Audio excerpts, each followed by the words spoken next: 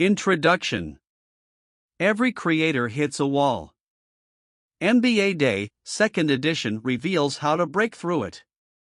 We will focus on what it says about management and thinking. Stay with me, the best part is near the end. Overall summary. Chapters 10-13 looks at visionary thinking in leadership and management. A glossary containing management and MBA thinking concepts appears at the end. Questions for reflection. What do you think the role of management in business is? How is management defined in the organization for which you work? The purpose of management. Value creation. Management is a proxy activity. Questions for reflection. Which level of management do you work in? 2005, Bad Management Theories Are Destroying Good Management Practices, Academy of Management Learning and Education, 4, 175-91. Chapter 1, Management and Thinking. This book is a guide to applying world-class MBA principles and thinking at work. Each chapter covers a crucial area of management and leadership featured in MBA study. Chapters 1-2 is about management, MBAs, and you, and how to apply this book. Before you start to read about the various parts of management practice, you need to invest some time becoming aware of yourself and your experience. Chapters 3-5 is about tactical thinking in the management of a firm's resources. Each part links to one of the types of thinking used by an MBA, and you will be able to follow suggestions to apply these to your management practice. The final chapter offers some advice for self-awareness and meeting the challenges of management and career.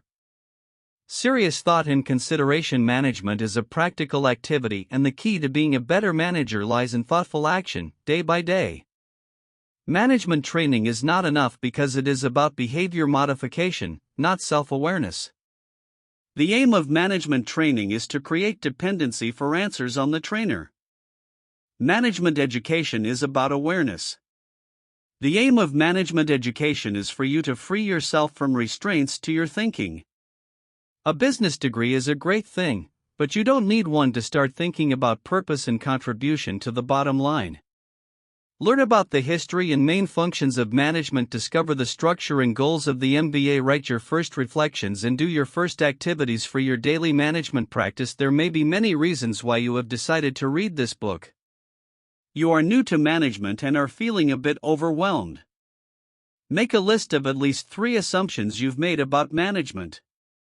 Since this is a book about management and the MBA, we should start by understanding what these terms mean. Having a job is nothing new, but the domain of management is a relatively modern notion. Taylor championed management as a precise science of time and motion. One of the reasons his work remains important is his consistent belief that management is a matter of hierarchy and relationship. Universities invested heavily in their business schools. The management disciplines took shape and the MBA took off. Management is constantly shifting and its definition is broad. When economic times are hard, management is often blamed. Chapter 2, Management and Senior. The world of work is changing. What do you think the role of management in business is? Management must create value and, wherever you are in an organization, you need to understand what is meant by this. Value traditionally is measured in business by money, e.g. To get all these things done, especially in larger organizations, the role of management is often layered into first, middle, and senior.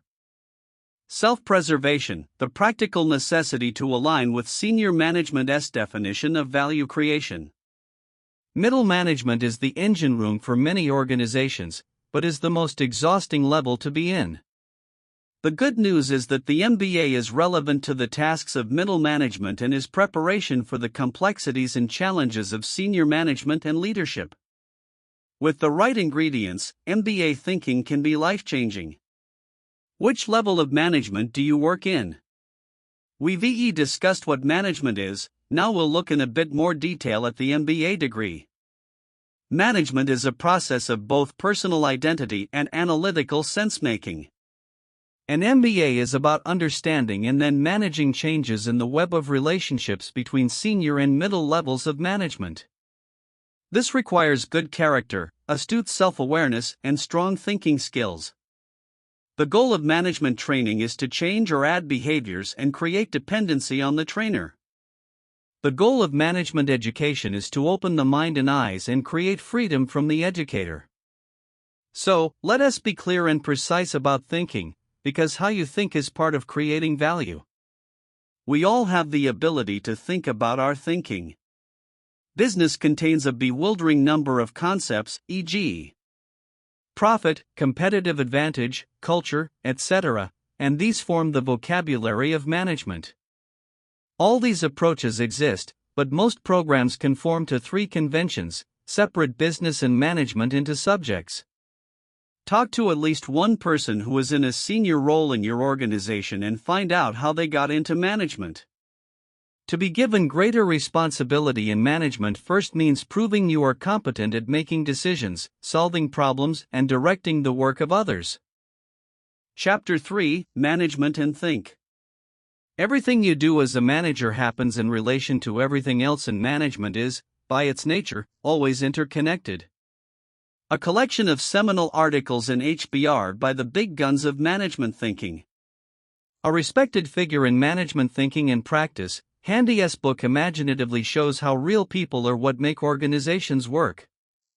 2013, General and Industrial Management, Martino Fine Books. 1959, Higher Education for Business, Columbia University Press. 2004, Managers, Not MBAs, A Hard Look at the Soft Practice of Managing and Management Development, Barrett Kohler Publishers. This is part of personal development, but it is also linked to having management impact in an organization.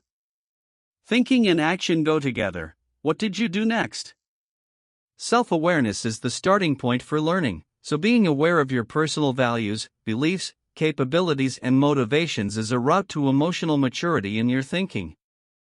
When I begin a personal development journey with a group of MBAs, I want them to do 4 things. Understand the concepts of reflection and reflective practice. If you are a mid-career manager, you're probably already too busy to think, let alone reflect. Most managers know reflection, if they know it at all, as part of a problem-solving process. The point of reflection is, in the end, to get unstuck. We like to think of management as a highly ordered and predictable professional activity. But, if you think about how your normal working day in management goes, the chances are that you don't inhabit a zen-like, unruffled state of expertise. Let us get curious now about 4 areas of personal development that MBAs often think of at the start of a program. Personality. Who am I? One of the main ideas in this book is that you need to develop your ability to think critically, something that becomes more important the higher you get in management. Beliefs and principles differ between people and can change and evolve over time, but values are universal and, at an elemental level, are not a matter of choice. Universal values relate to belonging to society. The collective or a group management education often treats these values as measurable and rationally worked out by individuals. This popular focus on strengths in management learning is part of the positive psychology movement, which says that you should find out what you are good at and do more of it.